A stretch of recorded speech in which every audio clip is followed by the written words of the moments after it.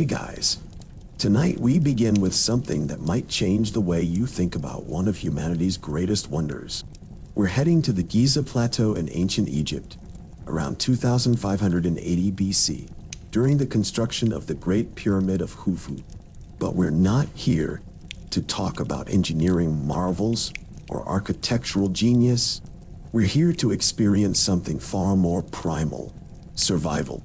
You see, when most people picture the pyramids, they imagine blazing heat, endless desert sun, workers laboring under a merciless sky.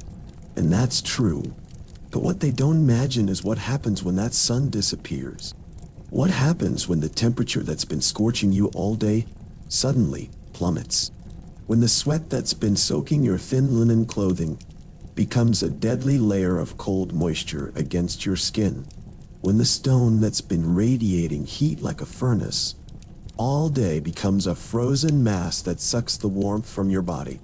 The ancient Egyptian workers who built the pyramids faced a challenge that would break most modern people within days: surviving the brutal temperature swings of the desert, burning by day, freezing by night, over and over for years, with no escape, no modern clothing, no heating systems, and barely enough food to maintain body temperature through the cold hours.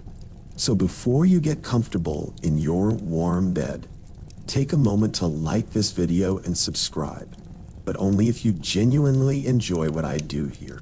And let me know in the comments where you're tuning in from and what time it is for you. It's always fascinating to see who's joining us from around the world. Now, dim the lights, maybe turn on a fan for that soft background hum, and let's ease into tonight's journey together. We're going to walk through a complete day and night cycle at Giza, from dawn to dawn, through heat that makes your vision blur, through cold that makes your bones ache, through exhaustion that tests the limits of human endurance. Picture this. It's the fourth dynasty of the Old Kingdom. Pharaoh Khufu has commanded the construction of a pyramid that will stand as his eternal monument. Thousands of workers have been conscripted or volunteered for this massive project. You are one of them. A common laborer, not a slave, as popular myth suggests, but a seasonal worker, perhaps a farmer whose fields are flooded during the inundation season. You live in a workers' village at the base of the Giza Plateau, a sprawling settlement of mud brick houses, narrow alleys, and communal courtyards where fires burn and bread is baked. Every morning, you climb the plateau to the construction site. Every evening, you descend back to your dwelling, and every night, you face the cold. The pyramid is rising slowly, year by year, course by course. Millions of limestone blocks, each weighing 2 to 3 tons, are being hauled up ramps, positioned with precision, and locked into place. The scale is incomprehensible. The labor is endless, and the environment is merciless. Today, we're going to experience what you experience: the heat that bakes you, the exhaustion that crushes you, the sunset that seems like relief but brings its own dangers, and the long, cold night that tests whether you'll wake up the next morning. This is not a story about triumph or glory. It's a story about survival, about what the human body can endure when pushed to its absolute limits, about why you, a modern person with modern comforts and modern expectations, wouldn't last a single night doing what these ancient workers did every night for years. So, settle in, get comfortable, because tonight we're going to Giza, and we're going to learn exactly what it means to build eternity, one frozen night at a time. Dawn, waking in the workers' village. The first light of dawn comes slowly to the workers' village. It's not the sudden brightness of a modern sunrise, filtered through glass windows or announced by alarm clocks. It's a gradual shift from black to deep blue to pale gray, creeping across the sky like water spreading across sand. You wake because your body has learned to wake at this hour. Not because you're rested, not because the cold has finally released its grip, but because the rhythm of construction waits for no one, and your body knows that lying still any longer means arriving late, which means reduced rations, which means even less energy to survive the next night. The dwelling you're in is small, perhaps 4 meters by 4 meters, with walls made of mud brick. These bricks were formed from Nile mud, mixed with straw, pressed into wooden molds, and baked hard under the same sun that will torture you later today. The walls are thick, which helps somewhat, but they're far from perfect. Cracks run through them, some from settling, others from the previous season's rare rain. Through these cracks, the night wind has been pouring in for hours, and through these same cracks, the first hint of dawn light now seeps. You're lying on a reed mat spread across the floor. The floor itself is packed earth, hard and uneven, shaped by countless feet over months or years. Beneath the mat, you can feel every irregularity in the ground. Your hip aches from pressing into the same spot all night. Your shoulder is stiff. Your neck hurts from using a wooden headrest, a curved piece of acacia wood that's supposed to keep your head elevated but mostly just makes your neck sore. The mat itself is woven from papyrus, reeds harvested from the Nile's edge. When it was new, it probably had some cushioning, some give to it. But after months of use, it's compressed, brittle, and provides barely more comfort than sleeping directly on the ground. You can smell it faintly, that dry, dusty smell of old plant fibers mixed with your own sweat, the sweat of whoever used this mat before you, and the general mustiness of a dwelling that's never truly clean. You're wrapped in a rough wool blanket, one of the few possessions you brought with you when you came to work on the pyramid. The wool is scratchy, coarse, probably from a sheep that was never bred for comfort, only for survival. But it's warm, or rather, it was warm hours ago when you first pulled it around yourself. Now it's just a layer between you and the cold air, doing its best but ultimately insufficient against the desert night that's just ending. Beside you, other workers are stirring. This dwelling houses 6 men, all laborers like yourself. You can hear them shifting on their mats, coughing, the soft groan of someone whose muscles are protesting another day of work before they've even begun. No one speaks yet. It's too early, too cold, and everyone is conserving energy. The air in the dwelling is cold, not the bitter, bone-deep cold of midnight, but still cold enough that your breath makes small clouds in the dim light. The temperature inside is probably around 8 or 9 degrees Celsius, maybe 46 or 47 Fahrenheit. Outside, it's colder still, perhaps 5 or 6 degrees, hovering just above freezing. This is winter at Giza Dal. Not the winter you might imagine when you think of Egypt. The Egypt of modern imagination is always hot, always sunny, always blazing with heat. But the reality of the Egyptian desert in winter is different. The days are still hot, yes, but the nights are brutal. And the mornings, these gray dawns before the sun has fully risen, are times of lingering cold that seeps into your bones and makes movement difficult. You sit up slowly. Your body resists. Every muscle is stiff, some from the cold, some from yesterday's labor, all of them protesting the idea of another day. You're wearing the same thin linen tunic you wore yesterday. It's a simple garment, essentially a rectangle of fabric wrapped around your waist and tied with a cord, leaving your chest and arms bare. In the heat of the day, this will be perfect. Right now, it's inadequate. The tunic is still slightly damp from yesterday's sweat. You tried to dry it by the eating fire, but the fire was small, the night was cold, and the fabric never fully dried. Now the dampness is cold against your skin, making the morning even more uncomfortable. You consider taking it off and putting on something else, but you don't have anything else. This is it. One linen tunic, one wool blanket, one pair of simple leather sandals. That's your entire wardrobe for your time at Giza. You reach for the sandals, placed carefully beside your mat to keep them from being stolen during the night. They're made from leather, simple straps that go between your toes and around your ankles. They're worn, the soles thin from months of walking on sand and stone. They offer minimal protection, but they're better than nothing. You'll need them today when the sand gets hot enough to burn the soles of your feet. Around you, the other workers are going through similar routines. One man is stretching, trying to work the stiffness out of his back. Another is coughing, a deep, wet cough that speaks of lungs irritated by months of breathing stone dust. A third is simply sitting, staring at nothing, gathering the mental strength to face another day. Outside, you can hear the village coming to life. Distant voices, the clatter of clay pots, the bray of a donkey, the bark of dogs. Fires are being lit in the communal courtyards. Smoke beginning to drift through the village, carrying with it the smell of burning dung and scrub brush. There's no wood here, not in any quantity.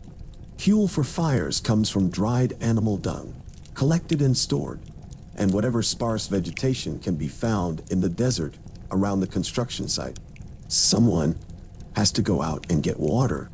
It's a daily necessity, a constant task. The wells are scattered through the village, and every morning, someone from each dwelling has to make the trip, fill the clay jars, carry them back.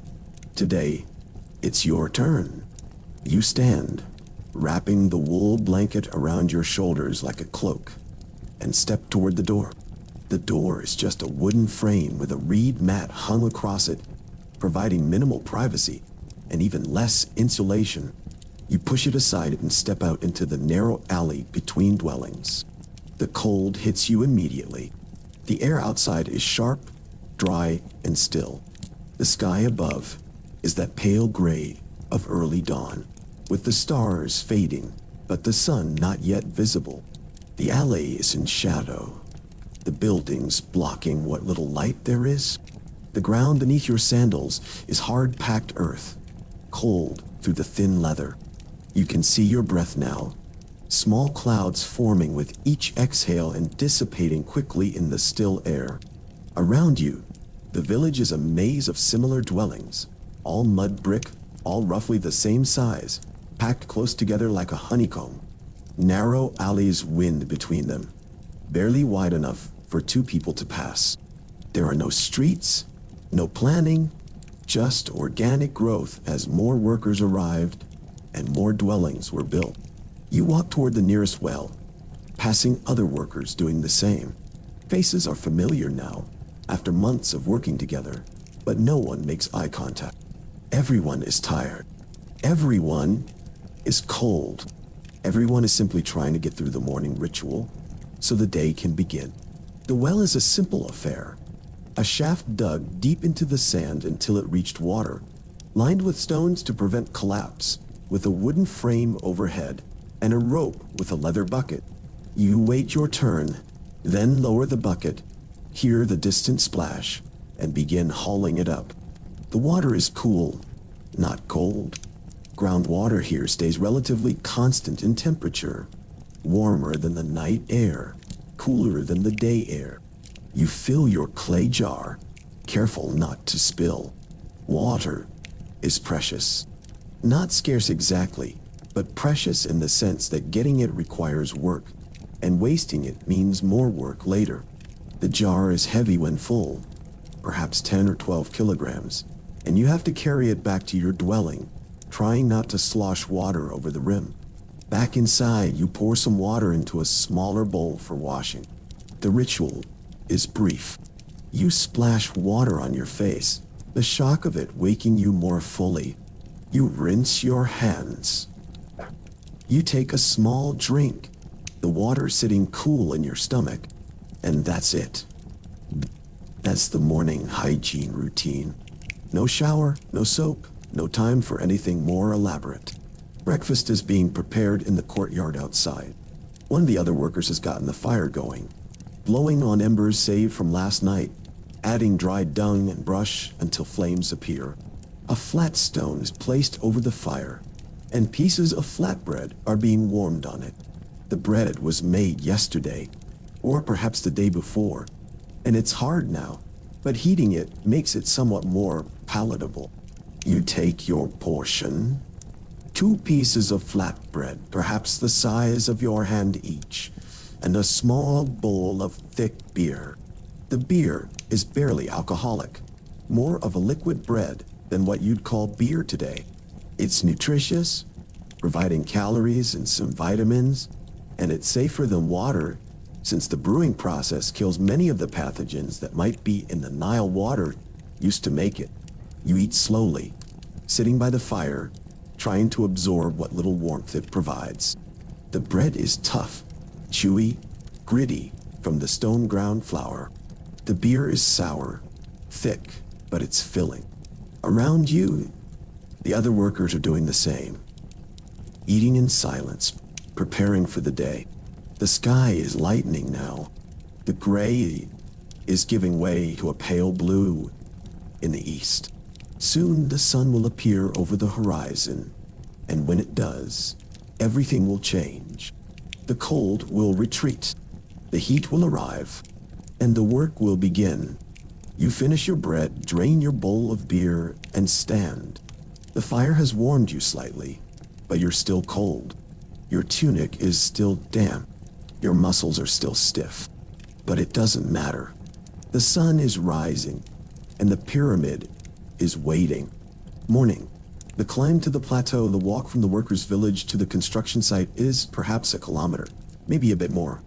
It doesn't sound like much. In modern terms, it's a 10 or 15-minute walk.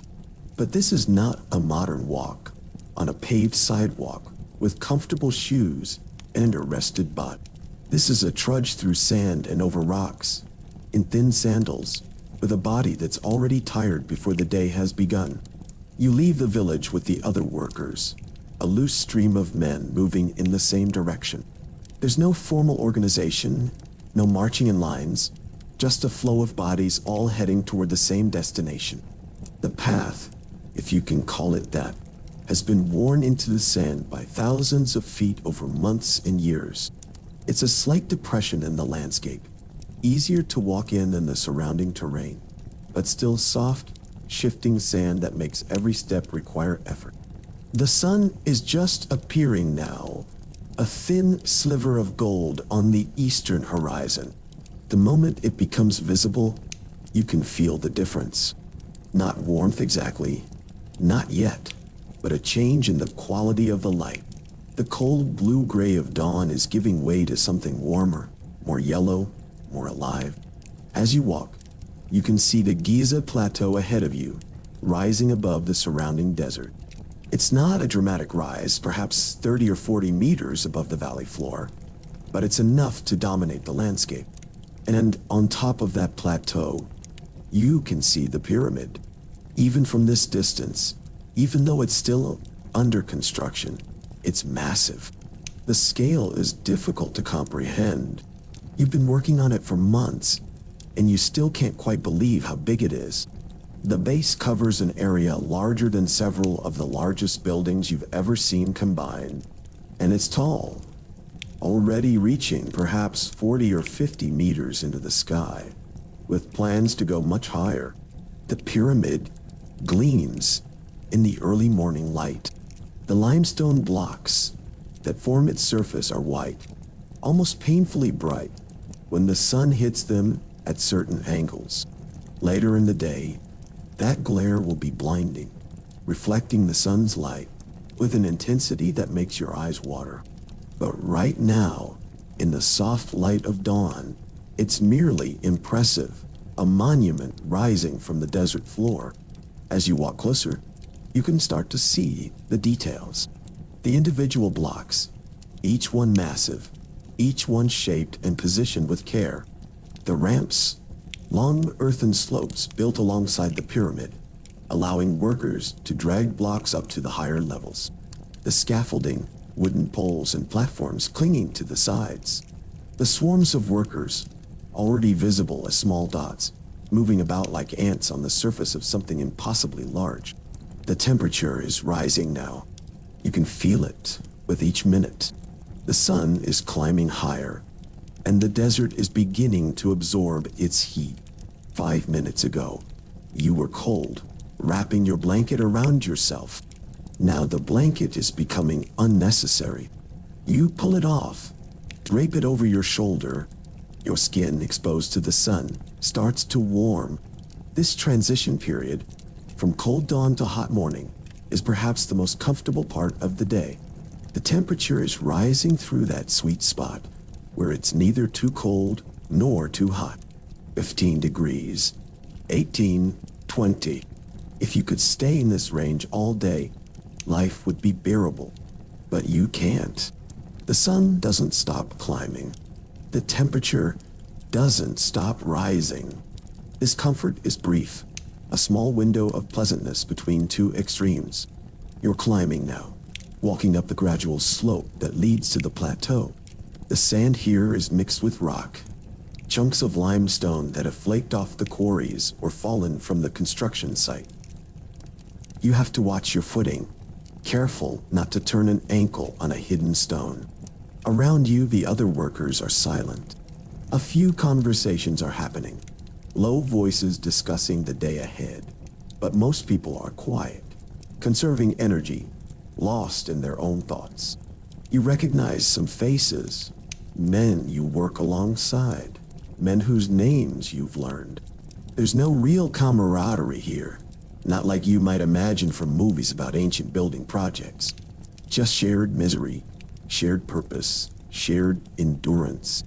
The sun is fully visible now, a blazing disk of gold rising rapidly above the horizon.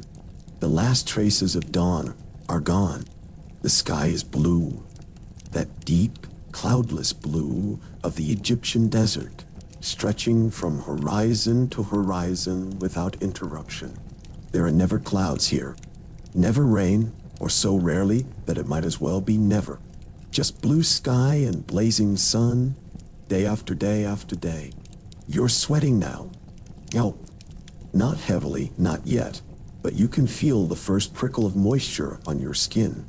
The linen tunic, which was cold and damp earlier, is now warming against your body. The dampness that was uncomfortable in the cold is becoming uncomfortable in a different way. A clammy sensation that will only get worse as the day progresses. You reach the plateau, the ground leveling out, and ahead of you, the construction site spreads out in all directions. It's chaos, organized chaos, but chaos nonetheless. Thousands of workers, maybe 10,000, maybe more, all engaged in different tasks. Teams hauling blocks on wooden sledges. Teams working the ramps, pulling ropes, pushing from behind. Teams shaping blocks with copper tools. The sound of metal on stone ringing out across the site.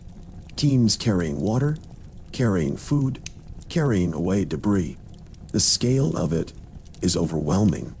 You've been here for months, and it still overwhelms you. This is the largest construction project in the world. Perhaps the largest construction project ever attempted by humanity up to this point in history. And you're a tiny part of it. One worker among thousands, one pair of hands among tens of thousands. You report to your team leader, a weathered man with skin like leather and eyes that have seen too many seasons of this work. He assigns you to your task for the day. You'll be part of a team hauling blocks up one of the ramps. It's brutal work, the kind that leaves your muscles screaming and your hands raw. But it's what needs doing, so you do it. The team assembles, 12 men, all around your age, all in similar physical condition, which is to say, exhausted but functional. The block you'll be moving today is already on a wooden sledge, a flat platform with runners that will slide across the packed earth of the ramp. Ropes are attached to the front of the sledge. Thick ropes made from twisted papyrus fibers, rough and hard on the hands. You take your position on one of the ropes, gripping it with both hands. The other workers do the same. spreading out along the length of the rope. At the front, a supervisor stands ready to call the rhythm. Behind the sledge, more workers wait with wooden levers, ready to push and pry if the sledge gets stuck. The sun is higher now, and the heat is building noticeably. 25 degrees, maybe 28. The limestone blocks around you are beginning to warm, absorbing the sun's energy, starting the process that will turn them into radiators by midday. The air is still, no breeze, just the dry heat of the desert building with every passing minute. The supervisor calls out, a rhythmic chant in a dialect you've learned to understand. You pull. The rope bites into your hands. The sledge doesn't move. You pull harder. The men behind push with their levers. The sledge shifts, just slightly, and then begins to slide. You're moving now, hauling the multi-ton block inch by inch up the ramp. It's slow, exhausting work. Each step requires force. The rope digging into your palms, your back straining, your legs pushing against the packed earth. The ramp is long, perhaps 50 meters, rising at a gentle angle. At the bottom, the work is hardest, overcoming inertia. As you climb higher, momentum helps, but fatigue takes over. The sun is beating down now. The temperature is still rising. 30 degrees, 32. You can feel the heat radiating up from the ground beneath your feet. The sand and stone have been absorbing sunlight, and now they're releasing it, turning the entire plateau into a hot surface that bakes you from below, while the sun bakes you from above. Sweat is pouring down your face now, stinging your eyes, dripping from your chin. Your linen tunic is soaked, clinging to your skin. Your hands are slippery on the rope, making it harder to grip. The supervisor calls out the rhythm, and you pull, step, over and over, an endless repetition that makes time lose meaning. Other teams are working around you, dozens of them, all hauling blocks up different ramps, all engaged in the same brutal labor. The sound of it fills the air, the scrape of sledges on stone, the grunting of workers, the calls of supervisors, the chip of copper tools shaping limestone. And above it all, the pyramid rises, indifferent to your suffering, growing one block at a time, a monument to eternity being built by men who won't live to see it finished. You're only an hour into the workday, and already you're exhausted. Already you're counting the hours until sunset. Already you're dreading the night that will come after. But for now, there's only the rope, the heat, and the endless work. Midday, the furnace of day. By the time the sun reaches its peak, the desert has transformed into something close to hell. The temperature has climbed past 40 degrees Celsius, pushing toward 45. In Fahrenheit terms, that's over 110 degrees, approaching 115. But the number doesn't capture the reality of it. The reality is heat so intense it feels like a physical weight pressing down on you. The limestone blocks surrounding you have become furnaces. Throughout the morning they've been absorbing the sun's energy, and now they're radiating it back out, creating a zone of heat that's even more intense than the air temperature alone. Stand next to one of these blocks, and you can feel the heat coming off it in waves, like standing too close to a fire. The white surface of the limestone reflects the sunlight with blinding intensity. You can't look directly at the pyramid's surface without your eyes watering. The glare is so bright, it creates spots in your vision, dark afterimages that float across your field of view when you look away. Some workers have tied strips of fabric across their eyes, creating makeshift visors, but even that provides only minimal relief. Your body is soaked with sweat. The thin linen tunic you're wearing is completely saturated, transparent with moisture, clinging to every contour of your skin. Sweat runs down your face, in streams, dripping from your nose and chin. It pools in the small of your back, runs down your legs, soaks into the top of your sandals. You're losing water at a rate that would alarm anyone with modern knowledge of human physiology. The water rations help, but they're not enough. Every few hours, boys come around with clay jars, ladling water into bowls that workers pass between them. The water is warm, almost hot, having sat in clay jars under the sun. It's not refreshing, but it's wet, and you drink it gratefully, feeling it hit your stomach, feeling your body absorb it desperately. But it's not enough. You need more water than they're providing. Your body is dehydrating despite the rations. You can feel it in the way your mouth stays dry, no matter how much you drink, in the way your lips crack and bleed, in the way your head begins to ache, a dull throbbing that won't go away, in the way your thoughts start to slow, becoming foggy, making it harder to concentrate. The work continues regardless. You're still hauling blocks, though you've moved to a different ramp now, a different team. The faces around you are red, flushed with heat, streaked with dirt and sweat. Everyone looks the same, exhausted, overheated, pushed to their limits. Some men are handling it better than others. These are the veterans, men who've been here for multiple seasons, whose bodies have adapted as much as bodies can adapt. But even they're suffering. The younger men, the ones in their first season, are suffering more. You can see it in the way they stumble, the way their hands slip on the ropes, the way they fall behind in the rhythm. The supervisors notice too, shouting at them, threatening reduced rations, pushing them to keep up. There's no sympathy here, no allowance for weakness. The pyramid doesn't care if you're tired. The pharaoh doesn't care if you're hot. The work must continue. You pull the rope, step, pull, step, and your mind starts to wander. It's a defense mechanism, a way to escape the immediate misery of your body. You think about home, about your village on the banks of the Nile, about the fields that are probably still flooded right now, waiting for the water to recede so planting can begin.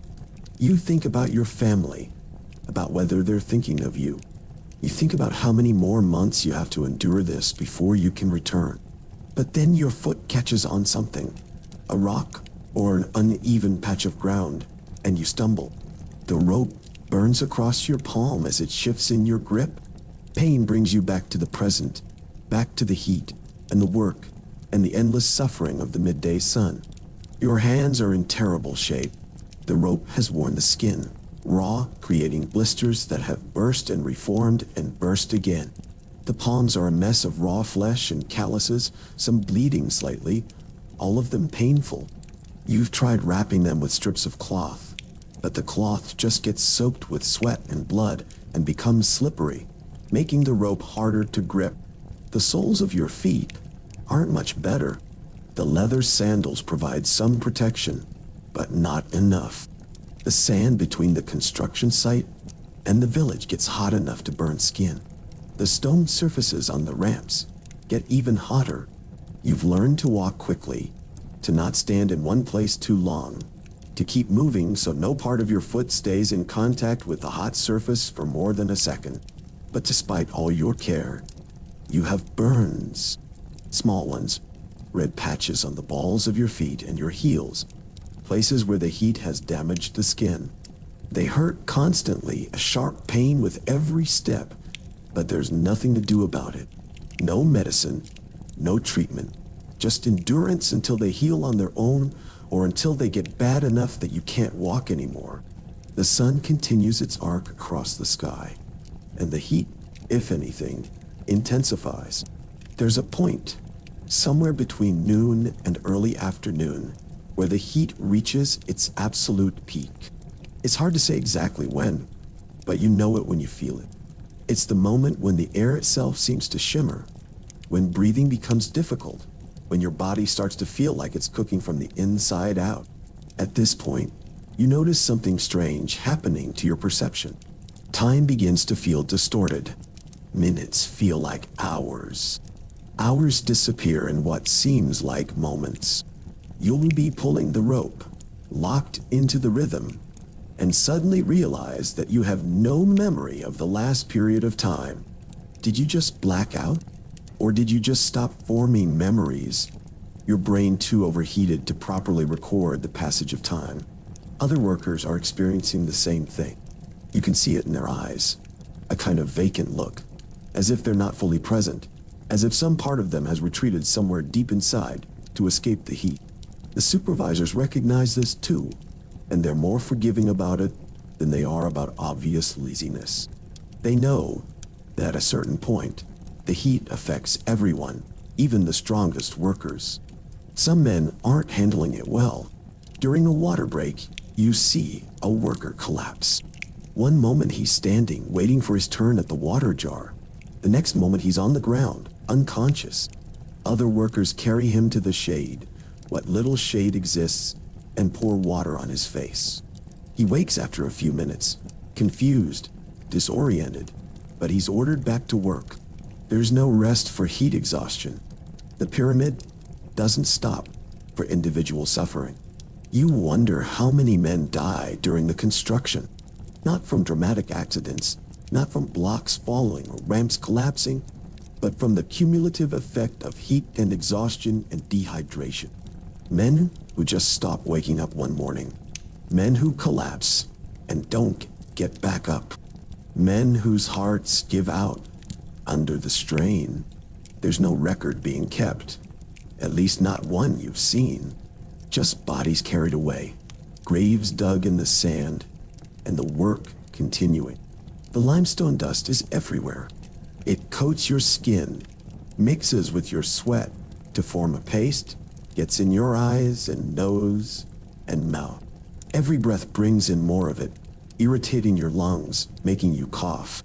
By the end of the day, everyone is coughing, bringing up phlegm that's gray with stone dust. Months of this, and you develop a chronic cough that never quite goes away. Years of this, and your lungs are damaged permanently. But you don't think about years. You think about getting through today, through this hour, through the next pull of the rope. The sun begins, finally, to descend from its peak. The heat doesn't diminish noticeably yet, but there's a psychological relief in knowing that the worst is over, that the sun is now moving toward the horizon rather than climbing higher. The shadows begin to lengthen just slightly, providing tiny slivers of shade that will grow larger as the afternoon progresses. Your block is finally in position. After what feels like an eternity of hauling, you've reached the level where it needs to be placed. Other workers move in, men with wooden levers and copper tools, and begin the process of positioning it exactly where it needs to go. Your team's work is done for the moment. You're dismissed, sent to another task, or given a brief rest period. You stumble away from the ramp, looking for shade, finding a spot next to a partially completed wall where the shadow is deep enough to make a difference. You collapse into it, your back against the stone, and just sit, breathing, trying to let your body recover even a little. Other workers are doing the same, scattered across the site wherever shade can be found. No one talks. Everyone is too exhausted. You close your eyes, and for a moment, just a brief moment, you feel something close to relief. Not comfort, not coolness, but relief that you can stop moving, stop pulling, stop fighting the heat for a few minutes. But even the shade, it's hot. The stone wall behind you is radiating heat. The ground beneath you is hot. The air itself is hot. There's no escape, only degrees of misery. You think about tonight, about the cold that will come, and you feel a strange mixture of dread and longing. Dread because you know how much you'll suffer in the cold. Longing because right now, in this moment of extreme heat, the idea of being cold sounds almost pleasant, but you know better. You've been through enough nights to know that the cold is not relief. It's just a different kind of suffering. The desert gives you no mercy, no balance, just extremes, hour after hour, Day after day, a supervisor shouts, "The rest period is over. You have to move again, have to work again." The sun is still hours from setting. The heat is still oppressive, and the pyramid is waiting. You stand, your muscles protesting, and walk back into the furnace of the afternoon sun. Afternoon, endurance and exhaustion. The afternoon stretches out like the desert itself, endless, featureless, a blur of heat and exhaustion, where time loses all meaning. The sun has passed its peak, but hasn't begun its descent in any meaningful way. It hangs in the western sky, still blazing, still merciless, slowly making its way toward the horizon, but in no apparent hurry. You've been assigned to a different task now. Instead of hauling blocks up ramps, you're part of a team working at the quarry, the area where limestone is being extracted from the bedrock. This is different work, but no less brutal. The quarry is a vast depression carved into the plateau, a wound in the earth where workers with copper chisels and wooden mallets are slowly separating blocks from the living rock. Your specific job is to work a copper chisel, driving it into the seams that have been carefully marked by the master masons. The process is methodical, almost meditative in its repetition, but it requires constant effort. You hold the chisel at the correct angle, and another worker strikes it with a wooden mallet. The copper bites into the limestone, creating a groove. You move the chisel a few inches, and he strikes again, over and over, creating a line of weakness that will eventually allow the block to be separated. The copper tools are a constant source of frustration. Copper is soft, softer than the limestone you're cutting, and the chisels dull quickly. Every few minutes, you have to stop and resharpen the edge on a grinding stone, a process that takes time and effort, but is absolutely necessary. A dull chisel is useless, just sliding across the stone surface without cutting. The mallet strikes create a ringing sound, metal on stone, a sound that echoes across the quarry and mixes with hundreds of other identical sounds. The entire quarry rings with it, a constant percussion that becomes background noise, fading into your consciousness until you barely notice it anymore. Sweat continues to pour from your body. You've stopped thinking about it, stopped wiping it away. It just runs, streams of it, coating your skin, dripping onto the limestone, evaporating almost instantly in the heat. Your tunic is beyond saturated now, a rag clinging to your body, offering no comfort, no protection, just dead weight adding to your misery. The limestone dust here in the quarry is even worse than on the ramps. Every strike of the mallet sends up a small cloud of white powder. Multiply that by hundreds of workers, and the air becomes thick with it. You're breathing it constantly, feeling it coat the inside of your nose and throat, tasting it on your tongue. When you cough, which is frequently, you bring up gray phlegm streaked with white. Your vision is starting to play tricks on you. The heat creates mirages, shimmering distortions in the air that make distant objects appear to float or waver. Several times you think you see water, a pool of it reflecting the sky, only to realize, as you get closer, that it's just another illusion, just heated air bending light in ways that deceive your desperate brain. The headache that started earlier has intensified. It's a dull, throbbing pressure behind your eyes and at your temples, the kind of headache that makes it difficult to think clearly, that makes every sound seem too loud, every bright surface painful to look at. You recognize this as a sign of severe dehydration, but recognition doesn't help. The water rations are what they are, and you've already drunk your allocation for this period. Around you, other workers are in similar states. Faces are flushed dark red, skin glistening with sweat and coated with limestone dust, until everyone looks like they've been dipped in white paint. Eyes are bloodshot, lips cracked and bleeding. Some men have tied strips of cloth around their heads to keep sweat from running into their eyes, giving them the appearance of wounded soldiers. The man working the mallet for your chisel suddenly stops mid-swing. You look up and see him swaying slightly, his eyes unfocused. You reach out to steady him, but he shakes his head, waves you off, and after a moment resumes striking. But his rhythm is off now, his blows weaker. He's reaching his limit, but like everyone else, he pushes through because stopping means punishment. You think about the pharaoh? About Khufu? The god king whose eternal resting place you're building? You've never seen him, of course. Men like you don't see pharaohs. He's somewhere in his palace in Memphis, perhaps, or making a royal tour of his kingdom, living a life so different from yours that you might as well be different species. Does he know what it costs to build his monument? Does he care? These are dangerous thoughts, the kind you keep to yourself. But in the heat and exhaustion, your mind wanders to forbidden places. The limestone you're working on is the same type that covers the pyramid, the fine white stone that comes from the quarries across the Nile. But here, at Giza, the core blocks come from local stone. Slightly rougher, slightly less perfect, but good enough for the interior where no one will see them. The fine Tura limestone is reserved for the outer casing, the surface that will gleam white and make the pyramid visible for miles. Your hands are getting worse. The wooden handle of the chisel, worn smooth by countless other hands, still manages to raise new blisters on top of old ones.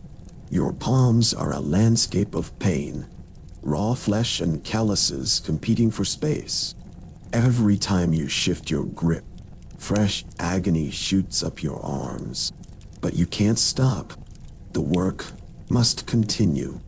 A water boy comes by, a child perhaps 10 years old, carrying a heavy clay jar. He ladles water into a bowl that's passed between workers. When it reaches you, you drink deeply, not caring that others have drunk from the same bowl, not caring about anything except the sensation of liquid in your parched mouth. The water is blood warm, tasting of the clay jar and something metallic, but it's water, and your body absorbs it desperately. The sun continues its slow journey across the sky. Shadows begin to lengthen, imperceptibly at first, then, more noticeably. The shadow cast by the pyramid itself is growing, stretching across the plateau like a dark finger pointing east. Workers who can manage it try to position themselves so they'll be in that shadow when it reaches them. A few minutes of relief from the direct sun. But even in shadow, the heat remains oppressive. The stone radiates warmth. The air is still. The temperature might drop a degree or two in the shade, but that's barely noticeable when the ambient temperature is still over 40 degrees. Your mind continues to play tricks on you. You find yourself thinking about water, about the Nile, about diving into its cool depths and feeling the water close over your head. The fantasy is so vivid you can almost feel it, can almost smell the river mud and feel the current tugging at your body.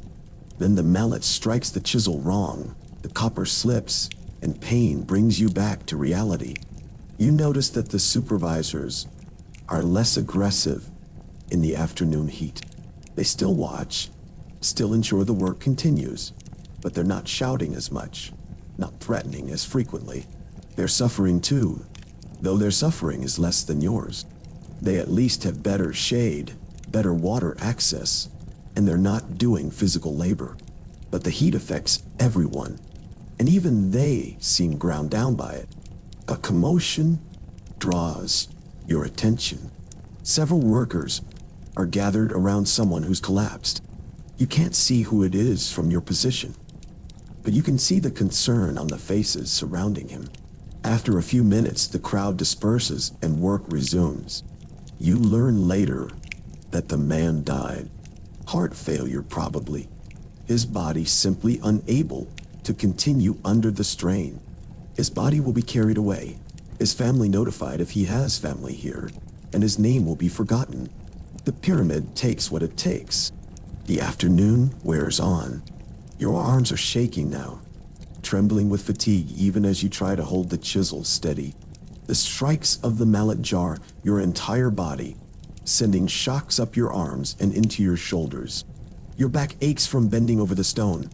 Your legs are unsteady, threatening to give out if you don't concentrate on staying upright. You start to count. Not time, because you have no way to measure it accurately, but repetitions, mallet strikes, movements of the chisel. It gives you something to focus on, something to occupy your mind. 1, 2, 3, 4. When you reach 100, you start over. The numbers mean nothing, but they provide structure, a framework to hang your consciousness on when everything else is dissolving in the heat. Other workers are using their own coping mechanisms. Some are singing low rhythmic chants that match the rhythm of their work. Others are talking to themselves, muttering prayers or curses, their lips moving constantly. Some have gone completely silent, retreating entirely into themselves, their faces blank masks showing no emotion at all. The quality of the light begins to change.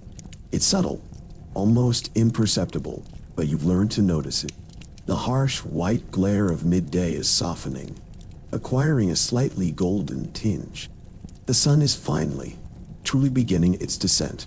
The worst of the heat is behind you. Not that it's cool now, or even comfortable, but the peak has passed. This knowledge gives you a small surge of energy, or perhaps just relief. You can endure this. You've endured it before, and you can endure it again. Just a few more hours of work, then the walk back to the village, then food, then rest, and then the night. You push thoughts of the night away. Don't think about it now. Focus on the present, on surviving the heat, on getting through these final hours of daylight. The cold will come soon enough, and it will bring its own suffering. But for now, there's still the heat to endure. The chisel bites into stone. The mallet rings. The dust swirls. The sun descends. And you continue, because continuing is all you can do. Sunset. The temperature. Collapse. The sun touches the horizon. And something shifts. It's not immediate, not like flipping a switch, but it's noticeable. The quality of the light changes from harsh and bleaching to something softer, more golden. The shadows lengthen dramatically, stretching across the plateau like dark stains spreading across fabric. The call comes to halt work for the day.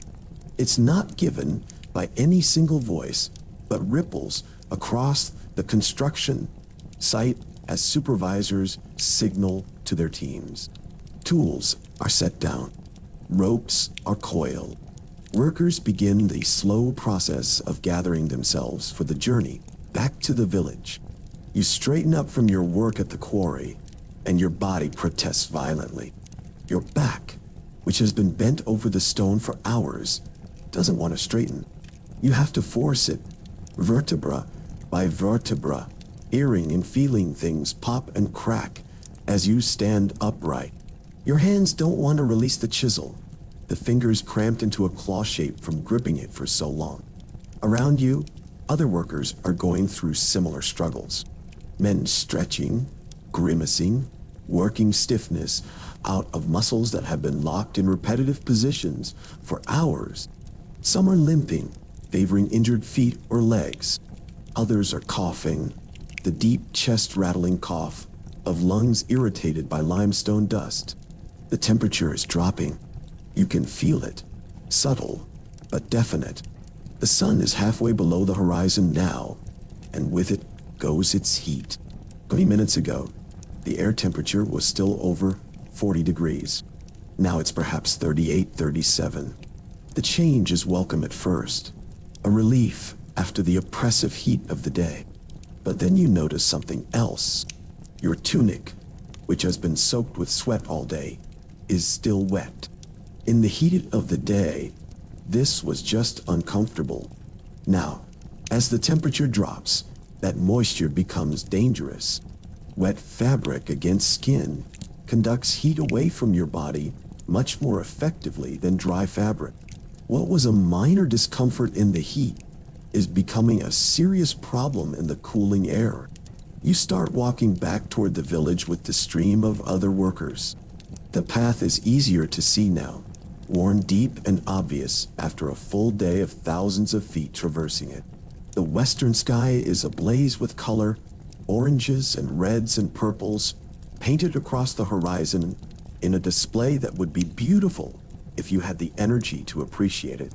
The sun is fully below the horizon now, though the sky is still bright. This is the twilight period, the brief window between day and night. The temperature is still dropping, falling faster now.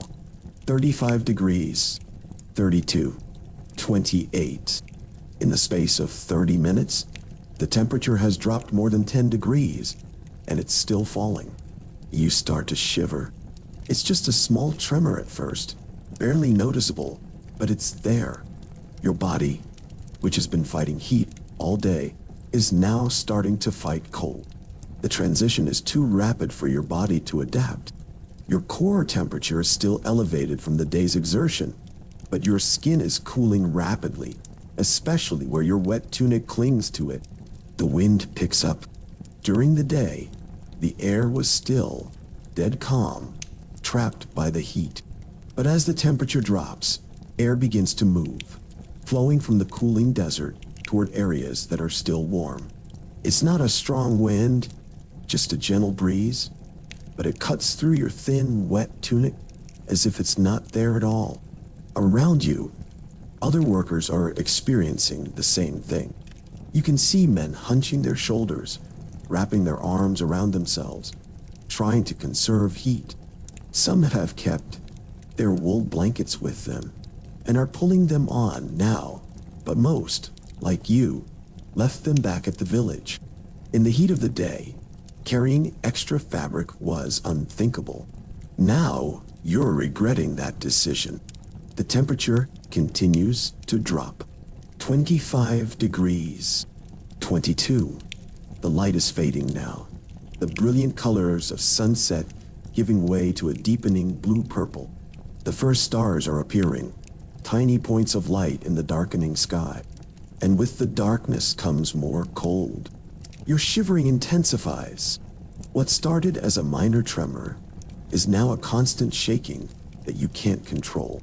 Your body is burning energy to generate heat, trying to maintain your core temperature, but it's fighting a losing battle. The day's exertion has depleted your energy reserves. The inadequate food hasn't provided enough calories to replace what you've burned. And now your body needs to generate heat, and it doesn't have the fuel to do it effectively. Your teeth start to chatter. It's an involuntary response, your jaw muscles contracting rapidly to generate heat. The sound of it is strange, a clicking, rattling noise that you can hear inside your own head. Other workers' teeth are chattering too, a quiet chorus of clicking that accompanies the shuffle of feet on sand. The village comes into view, a scattered collection of darker shapes against the darkening desert. Small fires are visible, orange dots marking where cooking is happening, where people are gathering for the evening meal. The sight of those fires draws you forward. Fire means warmth. Fire means relief from this cold that's settling into your bones. But you're still 10 minutes away, maybe 15 at the pace you're moving. And with each minute, it gets colder. 20 degrees, 18. The temperature is plummeting with a speed that would alarm meteorologists. The desert, which holds heat so effectively during the day, releases it just as quickly at night. The sand beneath your feet is already cool. In another hour, it will be cold. By midnight, it will be freezing. Your hands are numb. The combination of exhaustion, dehydration, and rapidly dropping temperature is affecting your circulation. Your fingers feel thick, clumsy, and when you look at them in the fading light, you can see they're pale, bloodless. You try to make fists, to force blood back into your fingers, but your hands don't want to cooperate. The wet tunic is now a serious problem. The fabric is cold against your skin, and that coldness is radiating inward, pulling heat from your core.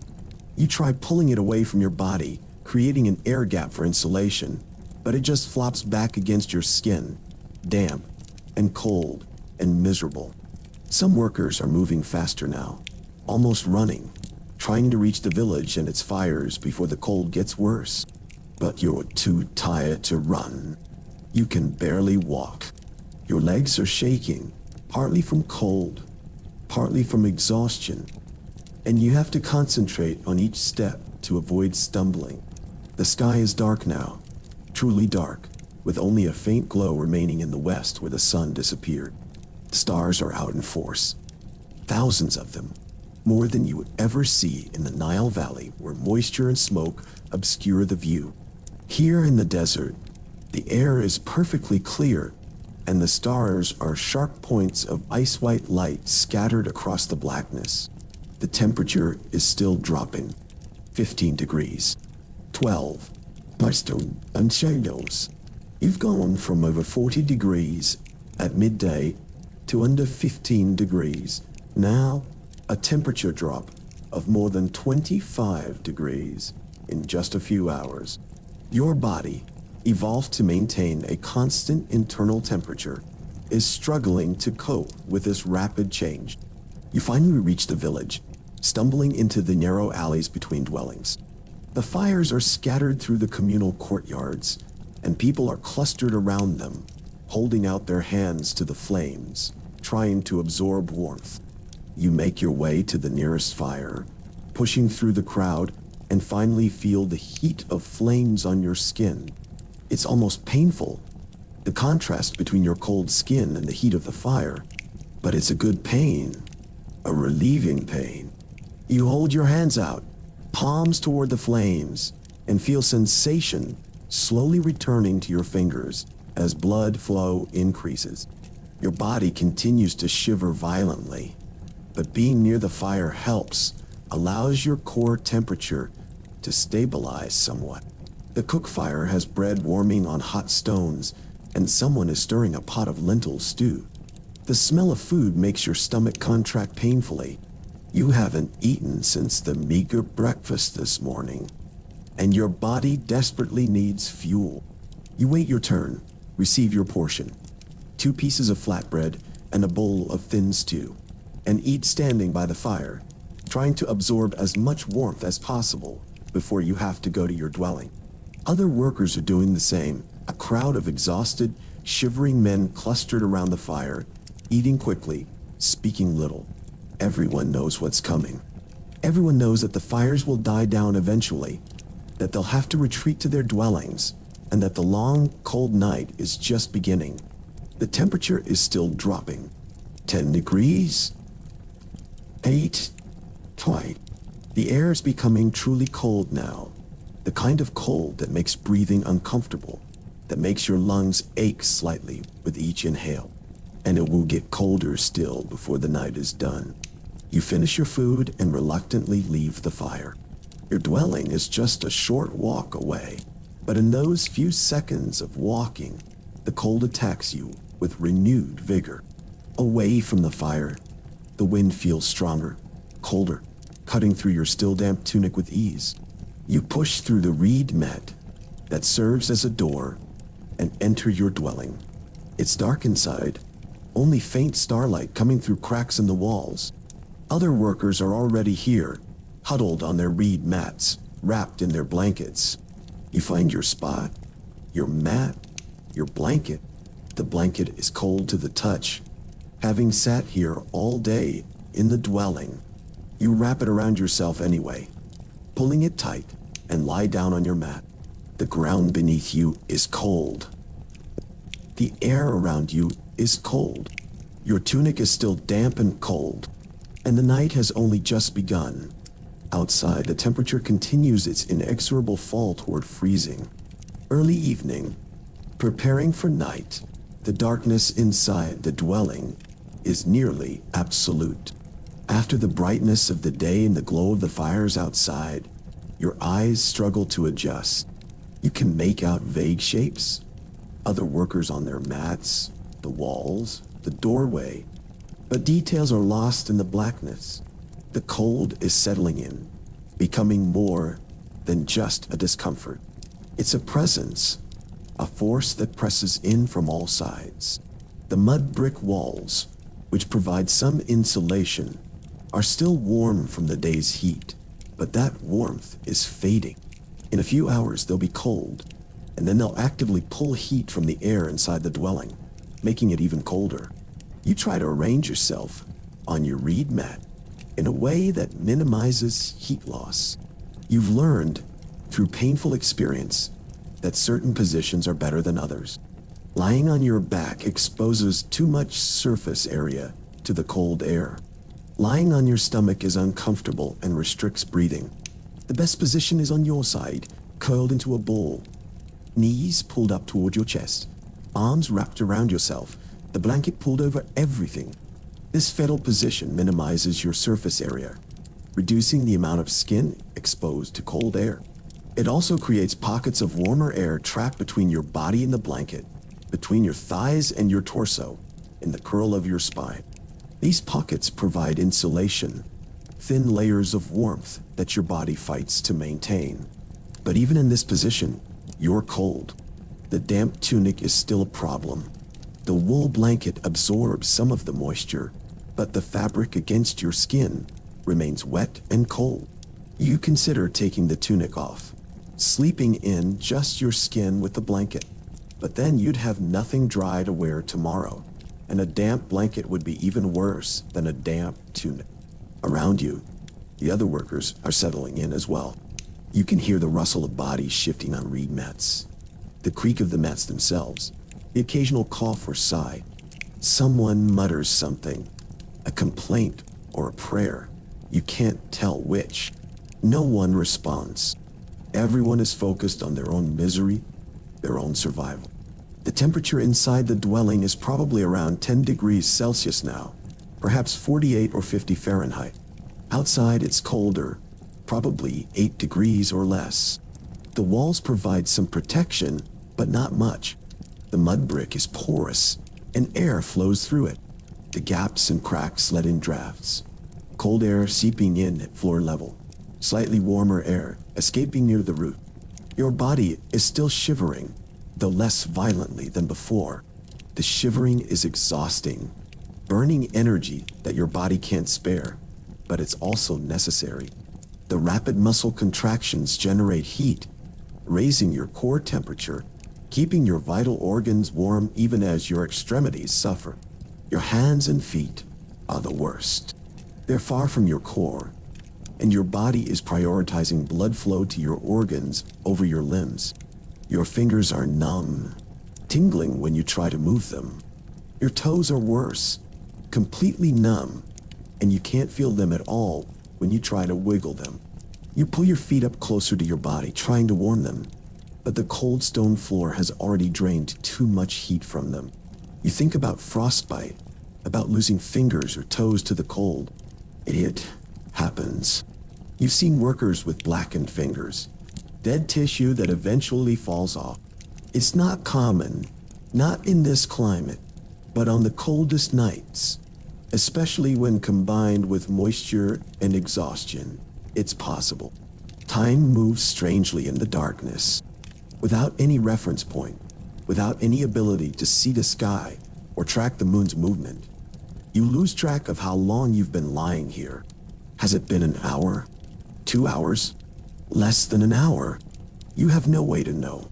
Your mind wanders, seeking escape from the physical discomfort. You think about your family again, about your wife, about your children, if you have them. You wonder if they're warm tonight, if they have enough food, if they're thinking about you. The separation is hard. Months away from home, months of this brutal work, and these brutal nights. You think about the pyramid, about what it's for. Everyone says it's the pharaoh's tomb, his eternal resting place, the structure that will ensure his journey to the afterlife. But what does that mean to you? The pharaoh is a distant figure, barely real, more myth than man. His afterlife has nothing to do with your life. His eternity is being built with your suffering. But these are dangerous thoughts again, the kind that could get you in trouble if spoken aloud. So you keep them inside, locked away, just another thing to endure. A sound outside catches your attention.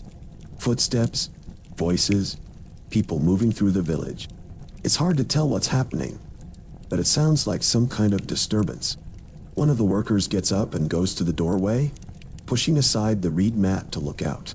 Cold air rushes in, making everyone curse and pull their blankets tighter. Someone died. The worker at the doorway reports, his voice flat.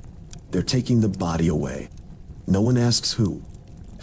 It doesn't matter. Death is common enough here that it barely registers anymore. Another worker gone. Another family that will receive news of their loss. Another space that will be filled by someone else.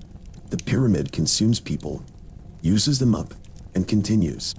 The worker returns to his mat, and the doorway is covered again, blocking most of the draft. The dwelling settles back into its cold silence. You try to sleep, but sleep is elusive. Your body is exhausted, desperately needs rest, but the cold and discomfort keep you hovering in that state between waking and sleeping, never fully achieving either. Your mind drifts, entering something like dreams, but not quite.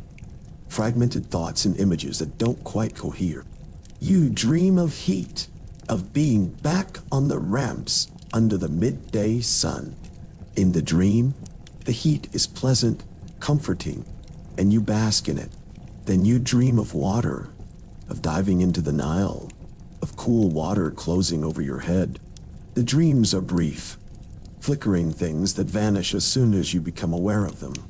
The cold intensifies. You can feel it happening, degree by degree. The walls are no longer providing any warmth. They're neutral now, or perhaps even slightly cold. The air temperature inside the dwelling is matching the temperature outside, and outside, the temperature is still falling. 5 degrees. 4. The desert night is approaching its coldest point, though midnight is still hours away. By midnight, it could be near freezing, 0 degrees Celsius, 32 Fahrenheit. You've survived such nights before, but each one is a trial. Each one pushes you closer to the edge of what your body can endure. Your shivering has returned, stronger than before. Your teeth chatter uncontrollably. Your muscles contract in waves, rhythmic shaking that you can't stop even when you try. The shivering is producing heat, but it's also exhausting, draining the last reserves of energy that your body has. You pull the blanket tighter, but there's a limit to how much it can help. The wool is thick, but it's just one layer, and wool insulates by trapping air in its fibers. When that air is cold to begin with, when there's wind pushing through it, its effectiveness is limited. Around you, the sounds of the other workers have changed. The rustling and shifting has mostly stopped. Now there's just breathing, some of it ragged and labored, some of it the slow rhythm of someone who's finally managed to fall asleep. And there's coughing, frequent coughing, as cold air irritates already damaged lungs. You lie there shivering, waiting. Waiting for what? For dawn. But dawn is 8 hours away, maybe more. For sleep, but sleep won't come. For warmth, but warmth won't return until the sun rises. So you just wait, enduring, because enduring is all you can do. The night deepens, the cold intensifies, and the long, dark hours stretch out ahead of you, each one a small eternity to be survived. Deep night, the freeze midnight comes and goes without marking, just a point on the continuum of cold and darkness that is the desert night. But if you could measure it, if you had a way to track time and temperature, you'd notice that this is when the cold reaches its deepest point. The temperature outside has dropped to around 2 degrees Celsius, perhaps 35 or 36 Fahrenheit. Inside the dwelling, protected somewhat by the walls, it's maybe 4 or 5 degrees, but that distinction barely matters. You're colder than you've ever been in your life. Every part of your body aches with it. Your bones feel like ice. Your muscles are locked in almost constant shivering, tremors that shake your entire body, making the reed mat beneath you creak and rustle. Your joints, knees, elbows, shoulders hurt with a deep penetrating pain that comes from prolonged exposure to cold. Your extremities are the worst. Your hands are pulled in tight against your chest, tucked under your arms, trying to steal warmth from your armpits, but even this doesn't help much. Your fingers are numb, completely without sensation. When you try to move them, they respond sluggishly, stiffly, like they're not quite part of your body anymore. Your toes are worse. You can't feel them at all, can't wiggle them, can't tell if they're even still there. This numbness is dangerous. You know that, intellectually. When you can't feel your fingers and toes, when the tissue isn't getting blood flow, that's when damage starts to occur. Frostbite begins at the extremities, the body sacrificing the limbs to preserve the core. But there's nothing you can do about it. You can't get up and move around. There's no space, and movement would expose you to even colder air. You can't warm them by a fire. There are no fires burning at this hour.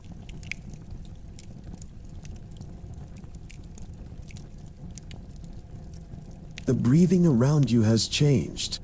Some of the workers have finally fallen into deep sleep. They're breathing slow and regular. Others are in that fitful state between sleep and waking. They're breathing irregular, interrupted by shivers and coughs. One man is crying softly, quiet sobs that he's trying to muffle. The cold, the exhaustion, the endless misery has broken something in him. No one says anything. What would be the point? Everyone is breaking in their own way. The wool blanket is doing its best, but it's not enough. You've pulled it over your head, creating a small tent of fabric around you, breathing into that space to warm it with your breath. This helps marginally. The air you breathe out is warm body temperature, and it stays trapped in the blanket for a moment before dissipating. But then you have to inhale, and the new air you pull in is cold, and the cycle continues. Your breath itself is visible, even in the darkness.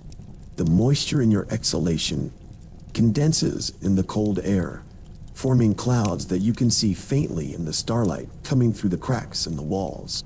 Each breath out is a loss of heat, moisture, and warmth leaving your body and disappearing into the cold air. Each breath in is a shock of cold, making your lungs ache, making your chest hurt. The stone floor beneath you is pulling heat from your body. The reed mat provides some insulation, but not nearly enough. Heat flows from warm to cold, and the ground is definitely cold, colder even than the air. Lying on it is like lying on a block of ice. You try to curl tighter to minimize the contact between your body and the floor, but you can only curl so tight. Your thoughts are becoming sluggish, slower. This is partly exhaustion, partly the effect of cold on your nervous system. When your body temperature drops, everything slows down. Thoughts take longer to form. Reactions take longer to happen. It's like your brain is running in slow motion, struggling through thick honey to process information. You find yourself slipping into microsleep, brief moments where you're not quite conscious, where time jumps forward in discontinuous leaps. You'll be lying there, aware of the cold, and then suddenly several minutes have passed and you have no memory of them. It's disorienting, frightening in a way, because you're losing time, losing awareness, and you wonder if this is how it happens. If this is how people die on cold nights.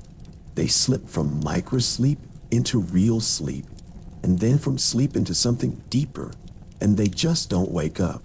Around you, the other workers are experiencing similar things. You can hear changes in their breathing, sudden starts as someone jerks awake from microsleep, mumbled words that make no sense. The collective state of the dwelling is deteriorating, everyone slowly being ground down by the cold. A sound outside the dwelling catches your attention. Footsteps, muffled voices, the sound of something being dragged. You recognize this pattern. Someone else has died, and the body is being taken away. It happens sometimes, especially on the coldest nights. A worker will go to sleep and simply not wake up. Heart failure, hypothermia, sometimes just exhaustion so profound that the body gives up. The sound fades, and the night returns to its cold silence.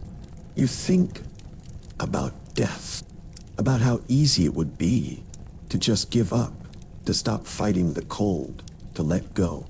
The thought is seductive in its simplicity.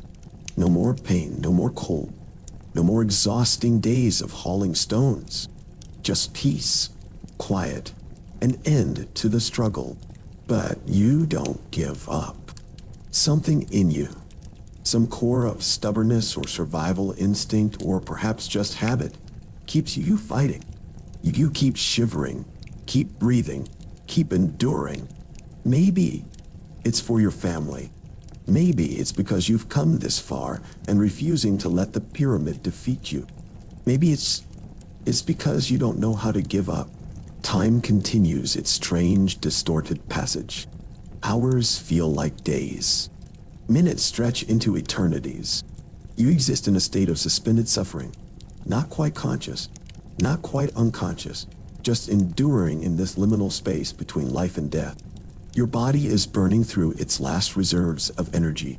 The constant shivering is expensive, metabolically speaking. It's generating heat, but that heat is coming at a cost. Your body is breaking down fat, breaking down muscle, consuming itself to stay warm. By morning, you'll have lost weight, your body thinner, more fragile. Do this night after night, month after month, and the cumulative effect is devastating. The damp tunic has finally dried, but in the process, it's become stiff, uncomfortable, abrasive against your skin.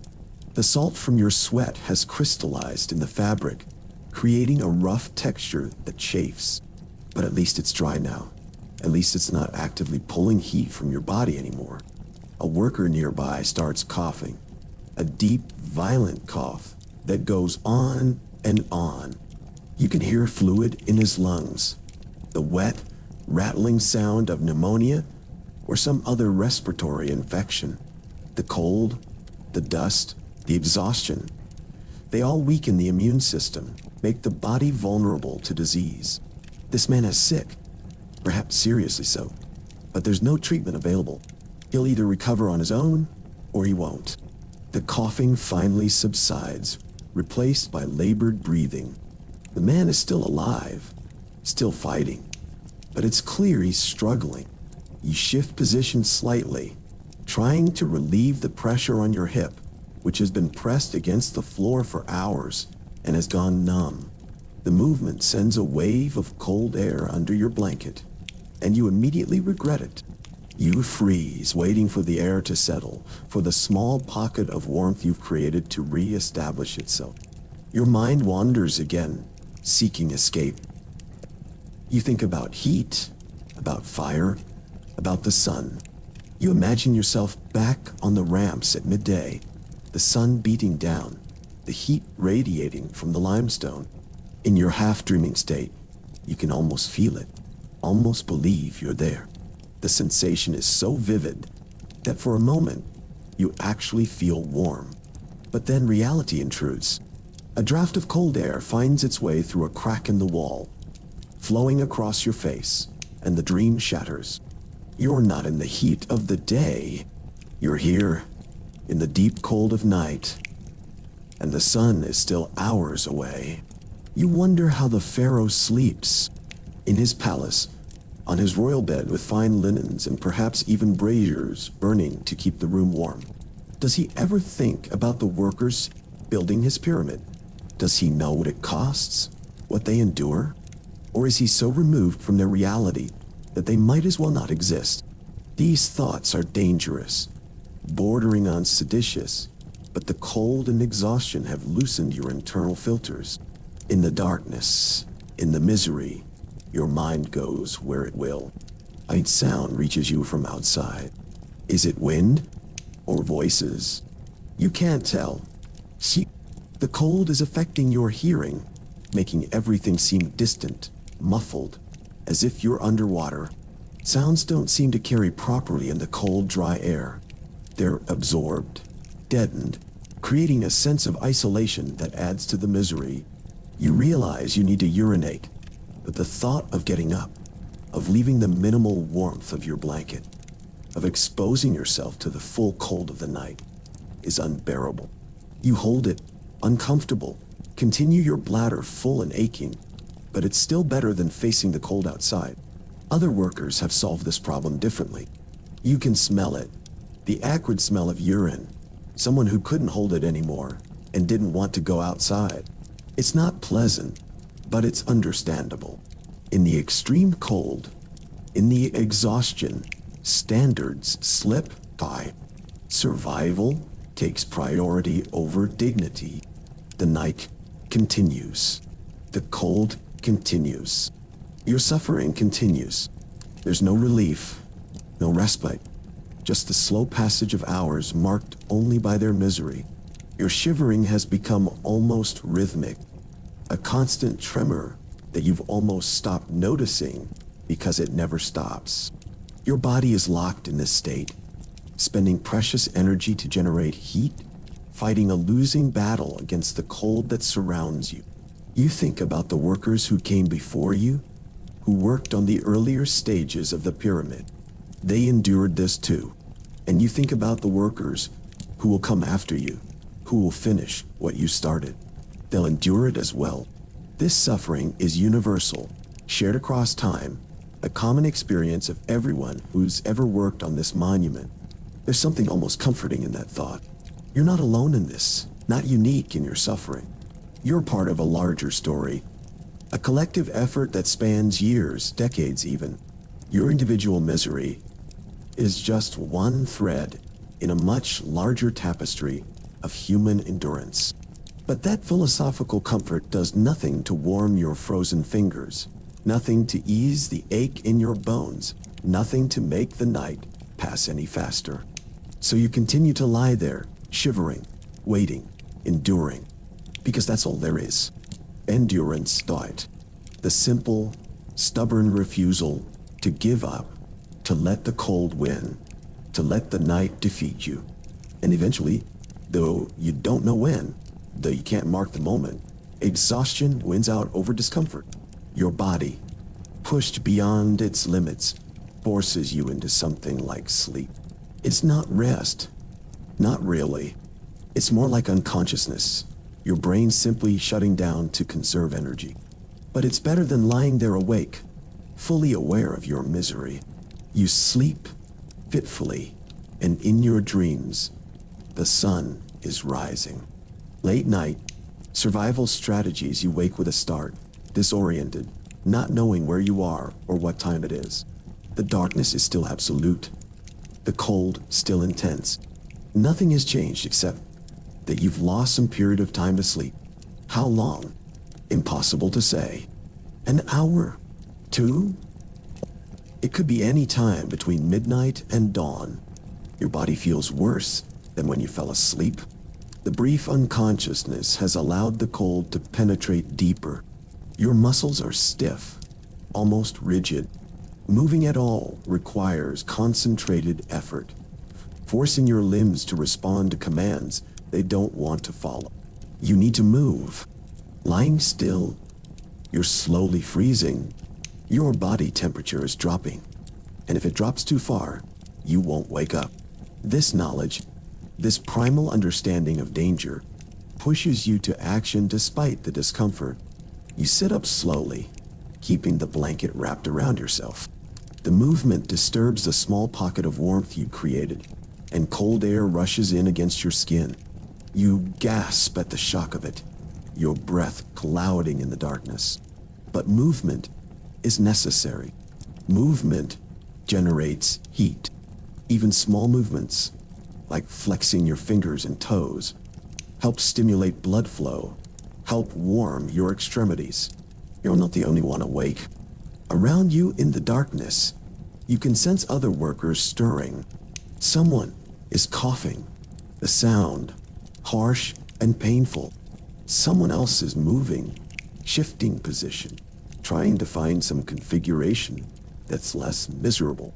These small movements create sounds, the rustle of blankets, the creak of reed mats, the soft grunt of effort that break the cold silence. One of the workers speaks, his voice rough, barely above a whisper. We need to move. Group together. Share warmth. It's a simple idea, obvious even, but in the exhaustion and cold, no one had thought of it. Or perhaps everyone had been too focused on their own misery to consider cooperating.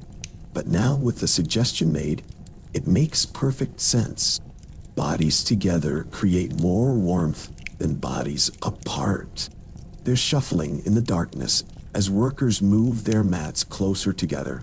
You join them, dragging your mat across the floor, feeling your way in the darkness.